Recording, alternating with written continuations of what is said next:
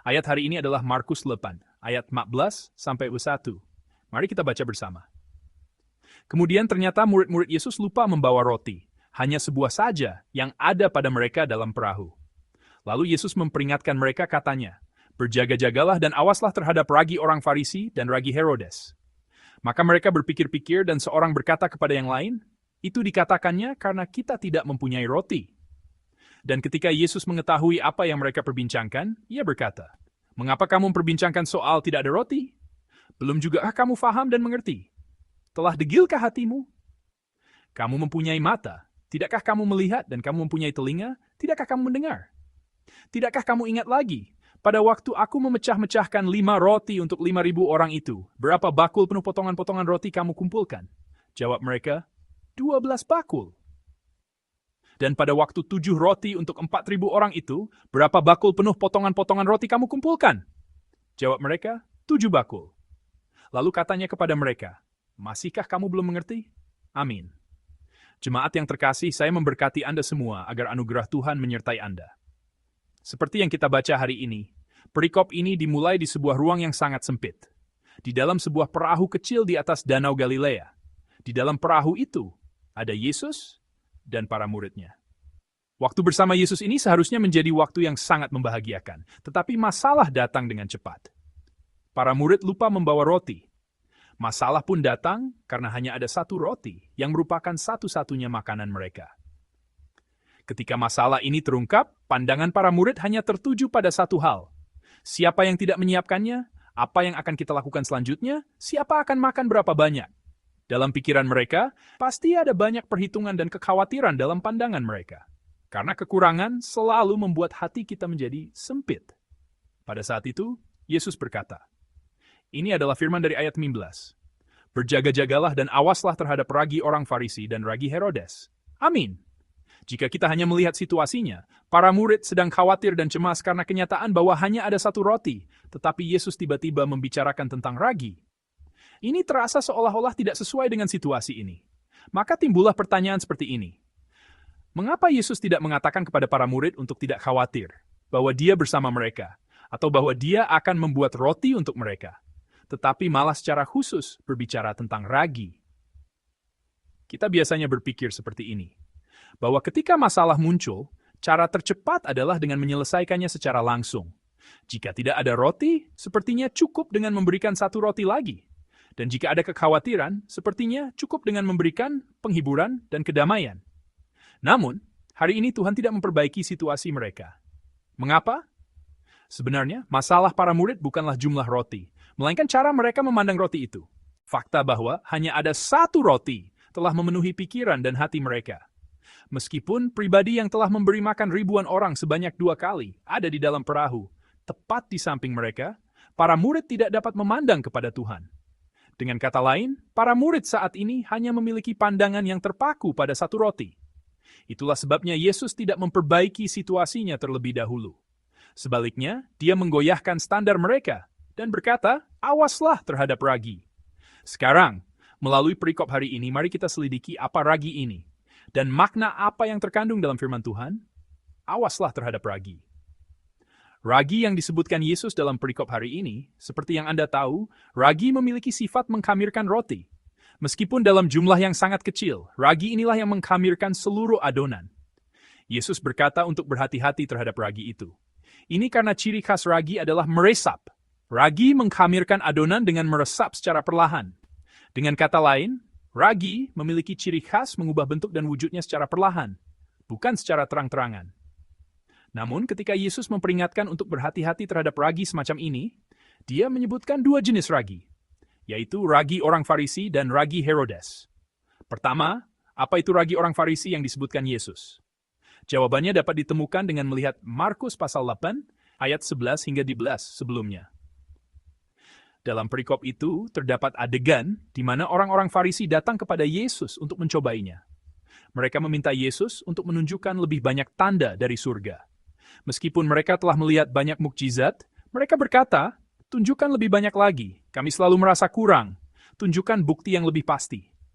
Secara lahiriah mereka berkata, kami percaya kepada Allah, kami ingin melihat tanda. Tetapi sebenarnya, Di dalam hati orang-orang Farisi ini, ada sikap yang menjadikan penilaian mereka sendiri sebagai standar. Daripada mempercayai Allah, inilah ragi orang Farisi. Secara lahiriah, mereka berbicara tentang iman, memiliki semangat keagamaan dan menggunakan bahasa teologis, tetapi standar yang sebenarnya berada di pusat hati mereka adalah keadaan yang dipenuhi dengan pikiran dan ukuran mereka sendiri. Inilah ragi orang Farisi. Lalu apa itu ragi Herodes? Untuk memastikannya, kita perlu melihat siapa Herodes ini. Ada banyak Herodes yang muncul dalam Alkitab, tetapi Herodes yang Yesus sebutkan hari ini adalah Herodes yang menghukum mati Yohanes Pembaptis, yang kita kenal baik. Sebenarnya Herodes ini tahu bahwa Yohanes Pembaptis adalah orang yang benar dan kudus. Namun pada akhirnya harus membunuhnya. Ini karena sumpahnya di depan orang banyak. Harga dirinya.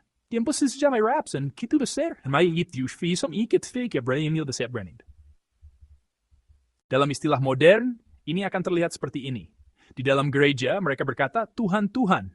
Tetapi pada saat pengambilan keputusan yang sebenarnya, dalam kehidupan nyata, di tempat pengambilan keputusan, mereka adalah orang-orang yang memilih berdasarkan harga diri dan pandangan orang di sekitar mereka.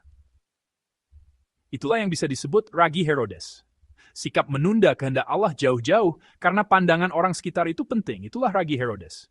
Singkatnya, ragi orang Farisi dan ragi Herodes memiliki gaya yang berbeda, tetapi memiliki kesamaan. Keduanya sama-sama jauh dari Allah sebagai pusat. Yang satu, penilaian saya mendahului Tuhan, dan yang lainnya, pandangan orang dan posisi saya mendahului Tuhan. Secara lahiriah, mereka berbicara tentang iman, tetapi standar yang sebenarnya menggerakkan mereka ada di tempat lain. Inilah wujud ragi yang Tuhan peringatkan hari ini. Namun, ketika Yesus berbicara tentang ragi ini, dia tidak mengatakan bahwa ragi itu hanya ada pada orang Farisi dan Herodes. Dia menemukan bahwa ragi itu juga ada di dalam diri para murid. Seperti yang saya katakan sebelumnya, para murid saat ini berada di dalam perahu bersama Yesus. Para murid menyaksikan mukjizat 5 roti dan 2 ikan, serta mukjizat 7 roti tepat di depan mata mereka. Namun pada saat ini, yang memenuhi hati mereka bukanlah Yesus yang melakukan mukjizat, melainkan 1 roti. Bagi mereka, masalahnya bukanlah fakta bahwa hanya ada 1 roti, tetapi masalah sebenarnya adalah hati mereka, pusat mereka, yang hanya berfokus pada 1 roti itu. Kenyataan bahwa mereka dipenuhi dengan ragi, bukan Yesus, sehingga hal-hal lain perlahan meresap ke dalam pusat hati mereka dan membuat mereka tidak dapat memandang kepada Tuhan. Itulah ragi mereka. Jadi, Yesus bertanya kepada mereka seperti ini. Ini adalah firman dari perikop hari ini, ayat 11 dan 12. Mari kita baca bersama dengan satu suara. Mengapa kamu memperbincangkan soal tidak ada roti? Belum jugakah kamu faham dan mengerti? Telah degilkah hatimu? Kamu mempunyai mata, tidakkah kamu melihat? Dan kamu mempunyai telinga, tidakkah kamu mendengar?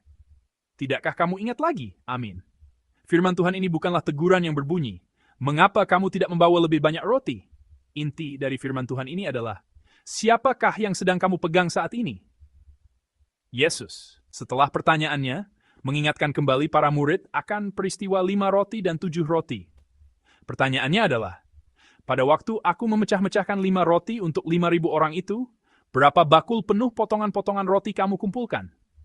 Dan pada waktu 7 roti untuk 4.000 orang itu, berapa bakul penuh potongan-potongan roti kamu kumpulkan? Jawaban para murid atas pertanyaan ini sungguh menakjubkan. Mereka menjawab 12 dan 7. Dengan sangat jelas, di sini, keadaan para murid terlihat sangat jelas. Para murid mengingat angka itu, tetapi mereka tidak mengingat Tuhan yang melakukan mukjizat itu. Mereka menjawab dengan tepat angka 12 dan 7, yang merupakan hasil dari mukjizat. Tetapi mereka tidak menanamkan dalam hati mereka siapa Tuhan yang melakukan mukjizat itu. Itulah sebabnya, bahkan sekarang, di hadapan 1 roti, mereka goyah dengan cara yang sama. Apakah ini? Kita bisa mengatakan ini adalah keadaan di mana mereka melihat mukjizat dengan mata mereka. Tetapi di dalam hati mereka, pandangan yang mendekati ragi orang Farisi dan ragi Herodes masih tersisa. Meskipun bersama Yesus, yang sebenarnya mereka pegang adalah angka-angka di depan mata dan perhitungan realistis. Terhadap murid-murid seperti itu, Yesus berkata, masihkah kamu belum mengerti?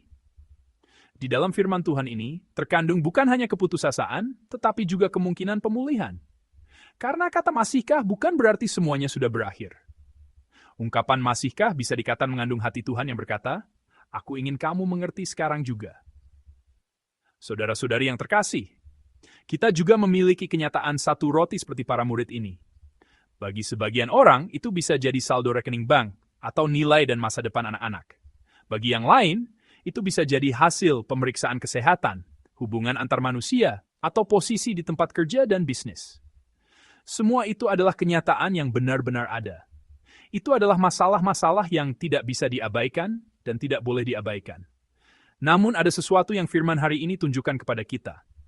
Masalahnya bukanlah keberadaan kenyataan itu sendiri, tetapi masalahnya adalah ketika kenyataan itu menjadi lebih besar dari Tuhan. Karena itu, pada saat ini, saya harap kita dapat memeriksa kembali hati kita masing-masing. Satu roti, apakah yang paling memenuhi hati saya saat ini? Saya juga ingin bertanya satu hal lagi. Apakah standar yang sebenarnya menggerakkan penilaian saya saat ini? Saya berharap kita dapat dengan tenang merefleksikan diri di bawah terang Roh Kudus. Apakah yang menggerakkan saya pada saat mengambil keputusan? Meski bibir saya menyebut Tuhan, sebenarnya adalah sikap orang Farisi, atau seperti Herodes, pandangan orang lain dan posisi saya sendiri. Jika ada roti dan ragi itu di dalam diri kita, apapun itu, saya berharap hari ini kita dapat meletakkannya di hadapan Tuhan dan kembali menempatkan Tuhan di pusat hati kita. Saya berharap bukan pandangan orang atau angka-angka, melainkan hanya Tuhan yang menjadi pusat kita. Saya memberkati dalam nama Tuhan, agar perubahan arah ini, dari pandangan yang terpaku pada satu roti, menjadi pandangan yang pertama-tama memandang Tuhan, terjadi di dalam diri kita hari ini. Secara tenang dan pasti.